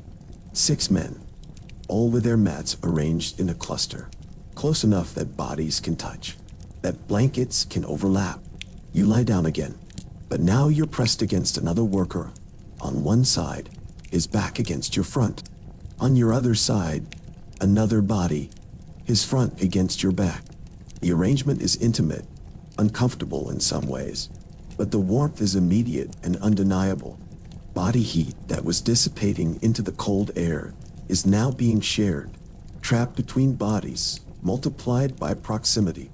The combined warmth of 6 men pressed together creates a microclimate, a small zone where the temperature is noticeably higher than the surrounding air. You can feel the other man's body shivering against yours, his tremors matching your own. But you can also feel his warmth, the heat radiating from his core, seeping into your back.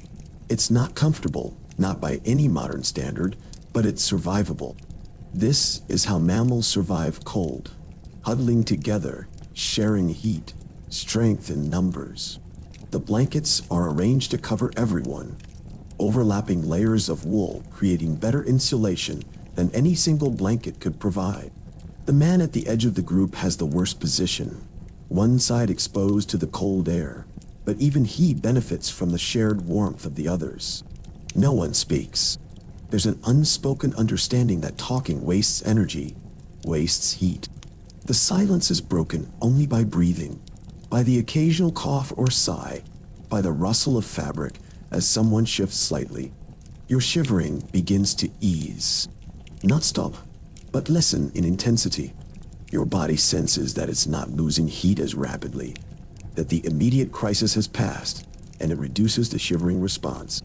This saves energy, conserves the last reserves that your body has. Feeling begins to return to your extremities, slowly, painfully. Your fingers start to tingle as blood flow increases. The sensation is almost unbearable, like needles being driven under your fingernails, but it's also a relief. Sensation means the tissue is alive, is recovering, isn't permanently damaged. One of the workers starts to hum, very quietly, a low rhythmic sound that might be a song or might just be noise, but it's soothing somehow. This small sound in the darkness. It's human, a reminder that you're not alone, that others are enduring this with you. Another worker joins in, adding his voice to the hum, then another. Soon, all 6 of you are humming, creating a soft chorus in the darkness. It's nothing elaborate, just a simple tone, rising and falling slightly, but it creates a sense of unity, of shared purpose. The humming also generates warmth. Using your voice requires breath control, requires engaging muscles in your chest and abdomen.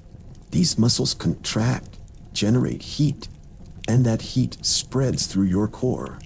It's a small thing, but in the cold, small things matter.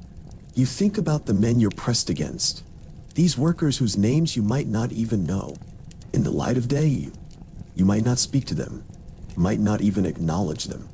But right now, in this moment, you're bound together by shared suffering and mutual dependence. Your survival depends on them, and theirs depends on you. This is the reality of life at Giza, not the grand vision of building a monument to eternity, not the glory of serving the pharaoh, just simple, desperate survival, hour by hour, night by night.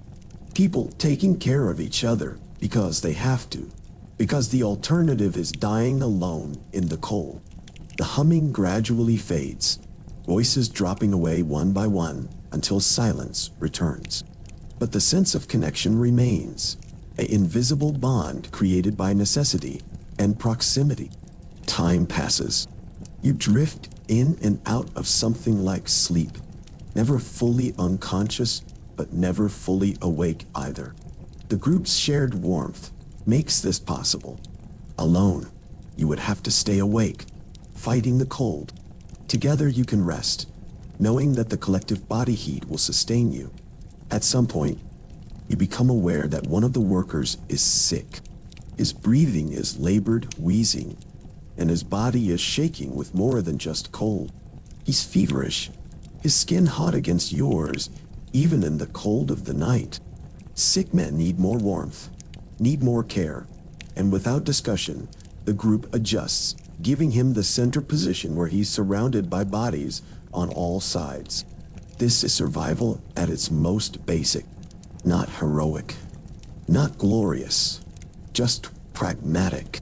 Keep everyone alive if possible. Don't let anyone fall behind. Because tomorrow, you might be the sick one, the weak one, and you'll need the same care. The cold continues, relentless. But now you have a strategy, a way to endure it. Grouped together. Share heat. Wait for dawn. It's simple, but it's effective. This is knowledge passed down from previous seasons, from workers who learned the hard way what works and what doesn't. You think about the villages along the Nile, about families huddled together in their homes, also surviving the cold desert nights. The same strategy, the same solution. Humanity has always understood this, that together we're stronger, warmer, more likely to survive. Your breathing synchronizes with the others, all 6 of you breathing in rhythm, an unconscious coordination that happens when bodies are pressed this close. It's strangely peaceful, this shared rhythm, this collective breath. And slowly, imperceptibly at first, something changes. The quality of the darkness shifts. It's still dark, pitch black, but there's a sense that the deepest part of the night has passed. Dawn is still hours away, but the night has crested, has begun its slow retreat toward morning. The temperature is still near freezing, the cold as intense as ever, but you've survived it. You're still here, still breathing, still enduring. And that's enough. That's victory, in this place, at this time. Together, pressed in a heap of bodies and blankets, you wait for the sun. Pre-dawn, the coldest hour. The coldest hour of the desert night comes just before dawn. That period when the sun is still below the horizon, but the faintest hint of light is beginning to creep into the eastern sky. This is when the temperature reaches its absolute minimum, when the desert has given up all the heat it absorbed during the day, when the cold is deepest and most penetrating. The temperature outside has dropped to 0 degrees Celsius, 32 Fahrenheit, the freezing point of water.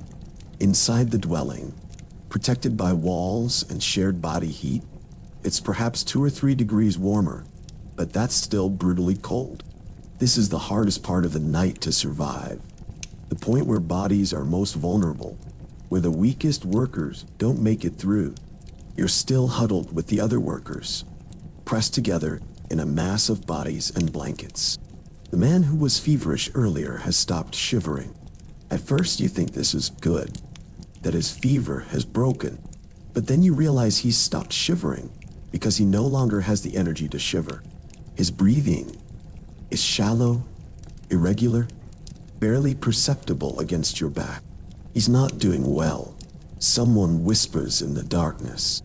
It's the first words anyone has spoken in hours, and the sound is startling in the cold silence. You shift carefully, trying not to disturb the others, and turn to face the sick man. In the absolute darkness, you can't see him, but you can feel him. His skin is still hot, the fever raging, but his body isn't responding normally. He's shaking, but it's not the productive shivering of someone generating heat. It's the erratic tremor of a body that's failing. We need to keep him warm, another voice says. Everyone. Closer. The group compresses further, bodies pressing in on all sides of the sick man, trying to transfer heat to him, trying to keep his core temperature up. Your own discomfort increases. There's no space, no air. The smell of unwashed bodies is intense, but you push closer anyway. This is what survival looks like sometimes. Not heroic rescue missions, not dramatic interventions, just bodies pressed together in the dark, sharing warmth, hoping it's enough. The sick man's breathing stabilizes somewhat, becomes more regular. The combined heat of 5 bodies surrounding him is helping, keeping him alive. It won't cure his fever, won't heal whatever infection is ravaging his body, but it might keep him alive until dawn, until the sun rises and brings its heat. Outside, the village is silent. At this hour, everyone is in the same state, huddled in dwellings, waiting for dawn, enduring the cold's final assault. There are no fires burning. No one is moving through the alleys.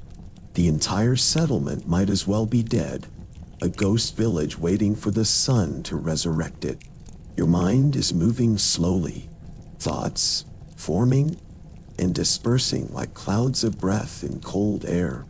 You're aware of the cold, aware of the discomfort, but in a distant way, as if it's happening to someone else. This is the strange clarity that comes with extreme exhaustion and cold, a state where suffering becomes almost abstract. You think about the pyramid, about whether it's worth it. All this suffering, all these deaths, all these frozen nights, is any monument worth this cost? The question has no answer, or perhaps the question itself is meaningless. The pyramid is being built because the pharaoh commands it. You're here because you have no choice. Worth doesn't enter into it. The darkness begins to change, imperceptibly at first.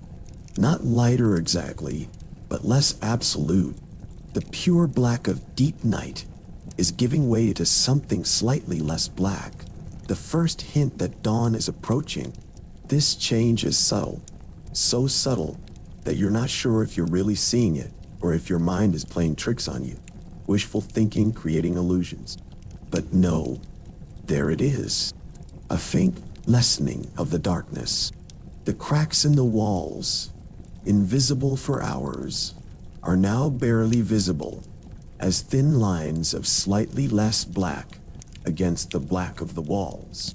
Dawn is coming. This knowledge gives you strength, or perhaps just hope, which in this moment amounts to the same thing.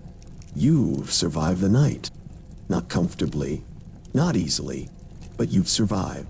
Your fingers and toes are still attached, still functional. Your core temperature, though lower than it should be, is still within survivable range. You're going to see another dawn. The sick man is still breathing, still alive. Whether he'll recover is unclear, but he's made it through the coldest hour, and that's something. Sometimes survival is measured in increments that small, making it one more hour, one more breath. The temperature begins to change. Not warming yet, but the rate of cooling slows, then stops. The heat bleeding out of the desert has reached its limit. There's no more heat to lose. The temperature has bottomed out and will now wait stable until the sun returns to begin the warming process.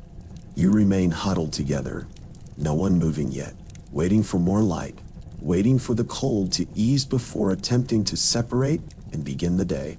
Movement now, in the coldest hour, would be unnecessarily painful, would expose already cold skin to even colder air. One of the workers starts coughing, the sound harsh and painful in the quiet. The cough triggers coughs in others, as if it's contagious. Soon, several men are coughing, clearing lungs irritated by cold air and limestone dust, bringing up phlegm, spitting it onto the floor. It's not pleasant, but it's a sign of life, of bodies fighting, surviving. The light continues to grow, gradually, steadily. The eastern sky, visible through cracks in the walls, is no longer black. It's dark blue, the deep blue of pre-dawn, with the faintest hint of gray on the horizon. The stars are still visible, but they're beginning to fade, their light overpowered by the approaching sun. You can see shapes now inside the dwelling. The lumped mass of bodies and blankets, the walls, rough mud brick, the doorway, a rectangle of slightly lighter darkness. Everything is still dim, shadowy, but visible. After hours of complete darkness, even this small amount of light is a relief. Sun's coming, someone says, stating the obvious, but needing to say it anyway. To speak it into existence, to make it real. Thank the gods. Another voice responds. The sick man stirs, mutters something incomprehensible, and falls silent again. But the movement, the sound, indicates he's still with you, still alive. He's survived the coldest hour. The waiting continues, but it's different now. You're waiting for something you know is coming, something you can see approaching. The light grows steadily brighter. The blue in the east becomes lighter, mixed with gray and the first hints of orange. The horizon line becomes visible, sharp and clear, separating sky from desert. Your body is still cold, still stiff, still aching in a dozen places, but the psychological burden has lifted. The night is ending. You've survived. Whatever the day brings, heat, exhaustion, brutal labor, it will be better than the cold of night. The group begins to stir, bodies slowly separating, blankets being pulled apart. Everyone moves carefully, slowly, joints stiff, muscles protesting. One by one, workers sit up, stretch, test their bodies to see what the night has damaged. You flex your fingers, relieved to find they still work, though they're stiff and painful. Your toes respond when you try to wiggle them, though the sensation is more pain than anything else. Your back aches, your shoulders are stiff, and your neck is so sore you can barely turn your head. But you're alive. Outside, the village is waking. You can hear distant sounds, voices, the creak of a door, the scuffle of footsteps. Other dwellings are also coming to life, other workers surviving their own nights. The sky is definitely lighter now, the blue giving way to gray, the orange on the horizon growing brighter. The sun hasn't appeared yet, but it's close, very close. You stand, the blanket falling away, and walk stiffly to the doorway. Pushing aside the reed mat, you step outside into the pre-dawn air. It's still cold, freezing cold, but there's light. Enough light to see by, enough light to navigate. And on the eastern horizon, just beginning to crest, a thin sliver of gold. The sun is rising. Dawn return. The cycle repeats. The sun breaks the horizon, and the change is immediate and profound. That thin sliver of gold expands rapidly, becoming a semicircle, then a full disk, climbing into the pale sky with a speed that seems impossible after the long, slow passage of the night. The light hits your face, and even though it carries no warmth yet, even though the air is still freezing, the sight of it fills you with relief so intense, it's almost physical. You've survived. You've made it through another night. The sun has returned, and with it comes the promise of heat. Around you, the village is coming fully to life. Workers emerge from their dwellings, wrapped in blankets, moving stiffly, blinking in the growing light. Faces are pale, marked with exhaustion, but alive. You exchange nods with some silent acknowledgments of shared survival. The temperature is still near freezing, but the sun's light changes everything psychologically. You can endure cold more easily when you can see, when you know warmth is coming. The blindness of night, the uncertainty of when it will end, those are what make the cold unbearable. Someone is starting fires in the communal courtyards, blowing on embers that were preserved overnight, adding fuel until flames appear. The smoke rises straight up in the still morning air, and workers cluster around these fires, holding out their hands, soaking up warmth. You join them, standing as close to the flames as you dare, letting the heat wash over you. It's almost painful, the contrast between your cold skin and the fire's heat, but it's a good pain, a healing pain. Your body recognizes that the crisis has passed, that warming is now safe, and it starts to relax muscles that have been tensed for hours. Water is being distributed, and you drink your morning ration gratefully. Your throat is dry from breathing cold air all night, and the water, though cold itself, soothes the irritation. Around you, workers are coughing, clearing their throats, the sounds of lungs damaged by cold and dust. Breakfast is being prepared, the same meager meal as yesterday. Flatbread and beer. You eat mechanically, your body needing fuel, even though you're too tired to really taste it. The bread is hard, the beer is sour, but it's food, and food means energy, and energy means survival. The sun climbs higher, and the temperature begins to rise noticeably. 5 degrees, 8 degrees, 8, 10. The warming is rapid, the desert absorbing the sun's energy with the same efficiency that it releases heat at night. Your body responds to the warmth, the shivering finally stopping completely, blood flow returning to normal, extremities tingling as they warm. But with the warmth comes the knowledge of what's coming. In a few hours, the temperature that's now pleasantly warm will become uncomfortable. By midday, it will be unbearable. The same sun that's saving you now will be torturing you later. The cycle never stops, never gives you a moment of true comfort, just endless swings between extremes. You look toward the plateau, toward the pyramid. From here, you can see the ramps, the scaffolding, the small figures of workers already beginning the day's labor. The construction never stops. While you were frozen, while you were suffering through the night, the pyramid waited, patient, inevitable, and now it calls you back to continue the work. The sick worker from your dwelling emerges, supported by 2 others. He's alive, but barely.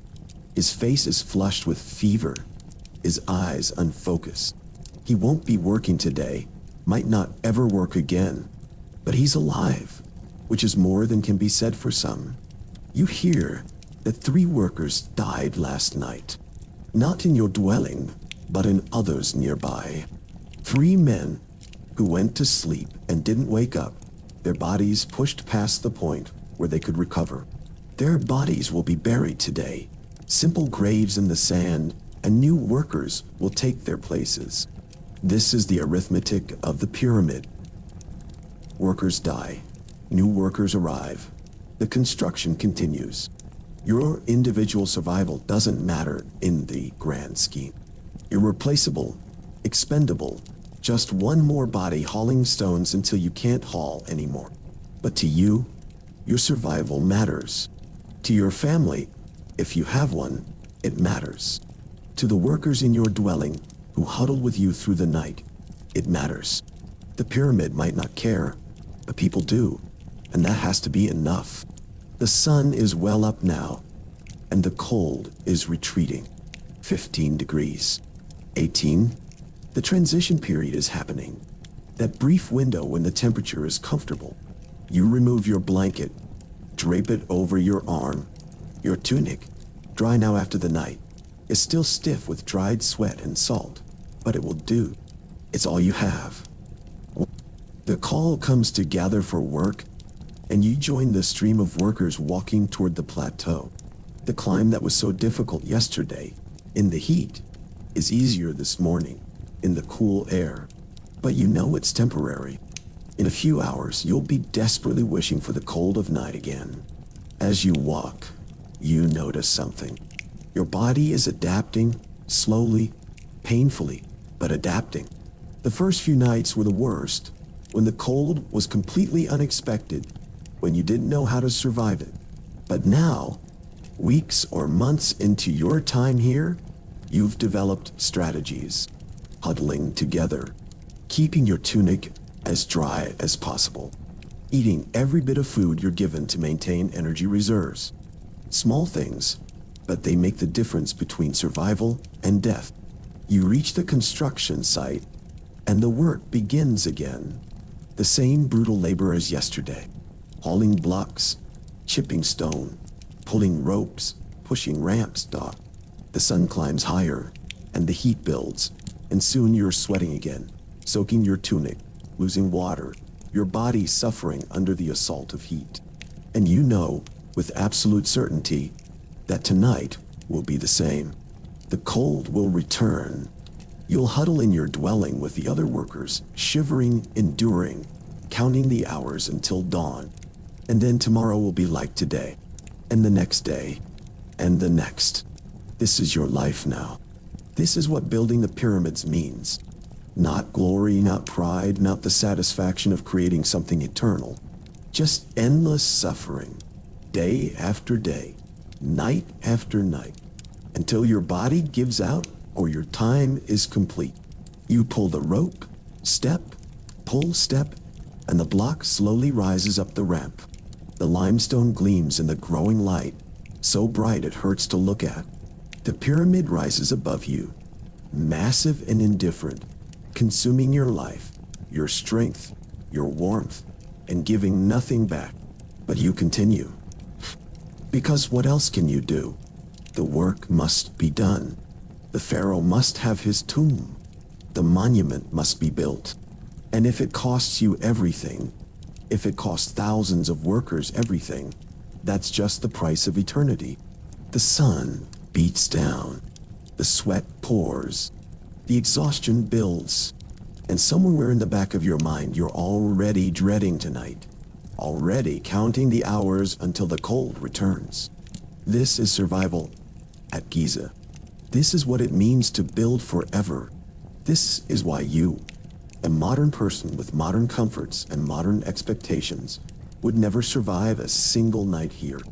The rope cuts into your palms. You pull. You step. You endure. The pyramid rises. Reflection on survival, so there it is. 24 hours at Giza, from dawn to dawn, through heat that would make you collapse, through cold that would make you cry, through exhaustion that would break your spirit and your body. Let's be absolutely clear about why you wouldn't survive this. Not hypothetically, not maybe. You wouldn't. Here's why. Physically, your body isn't adapted to these extremes. Modern humans, even athletes, even those who consider themselves tough, have never experienced temperature swings like this. 45 degrees at midday to near freezing at night, every single day for months. Your body needs time to adapt to temperature changes, needs gradual transitions. The desert gives you none of that. Just brutal swings that your physiology can't handle. You'd be dehydrated within the first day. The water rations aren't enough for the labor and the heat. Your body needs 3, 4, maybe 5 liters of water per day in those conditions. You're getting perhaps 2 liters if you're lucky. Within days, you'd be showing signs of severe dehydration, confusion, weakness, dark urine, sunken eyes. Within a week, your kidneys would start to fail. The food isn't enough either. You need perhaps 4,000 calories per day to maintain your body weight while doing heavy labor in extreme heat. You're getting perhaps 1,500, maybe 2,000 on a good day. Within weeks, you'd lose dangerous amounts of weight. Within months, you'd be skeletal, your body consuming its own muscle to keep going. Temperature shock would kill you.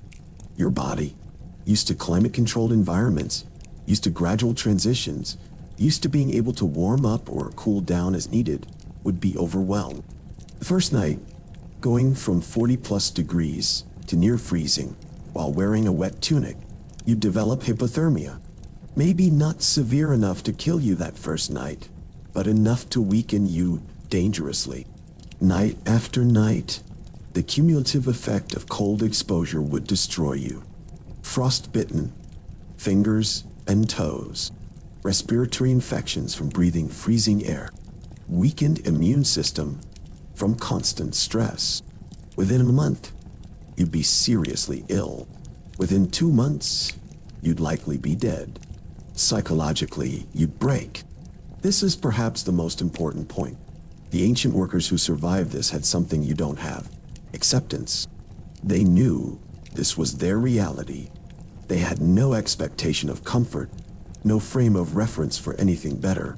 They could endure because endurance was all they'd ever known. You, on the other hand, know what comfort feels like. You know what it's like to control your environment, to have heating and cooling, to have abundant food and water, to sleep on a soft bed under warm blankets. That knowledge would torture you.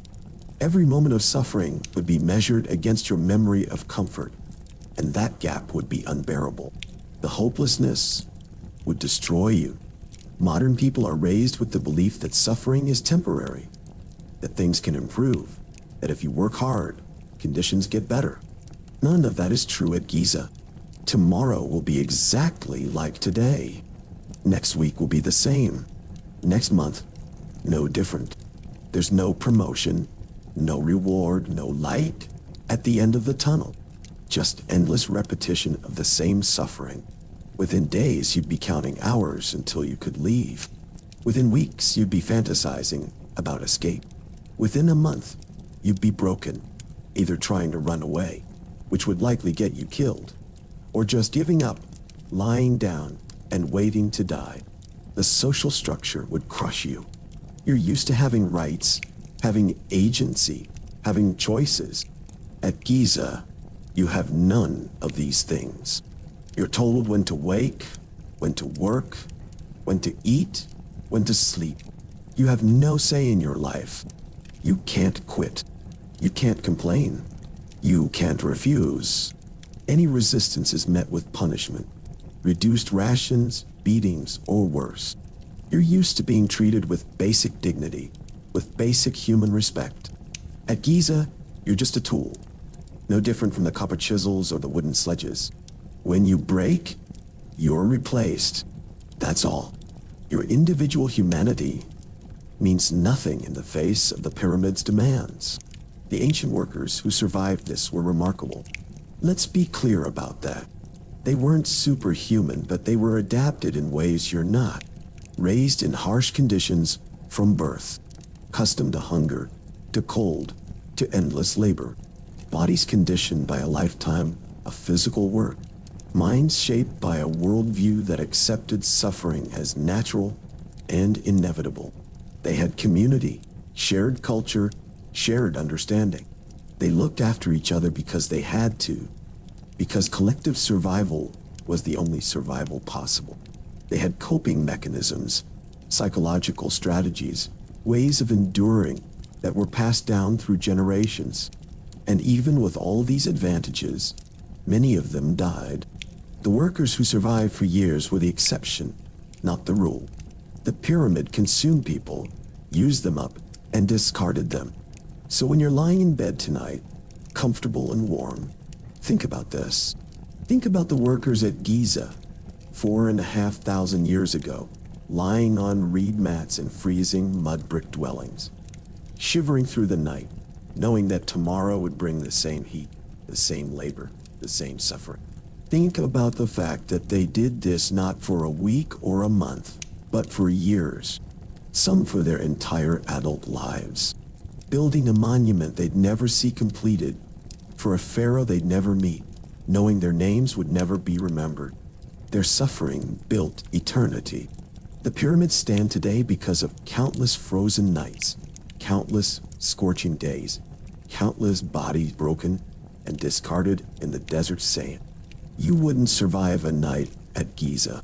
Neither would almost anyone alive today. And that's not a failing.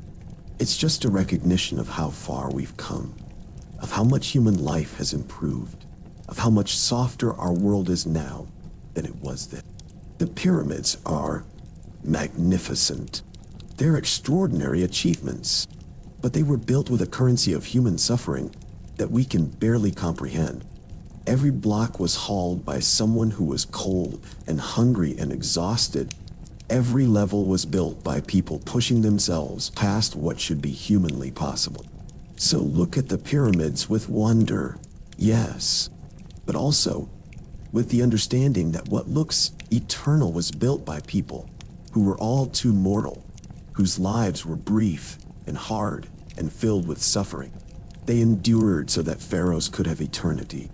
They froze so that kings could have monuments.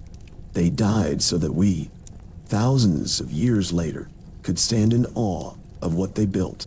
Remember them, not by name because their names are lost, but remember that they existed, that they suffered, that they endured, and be grateful, deeply grateful, that you'll never have to survive what they survived.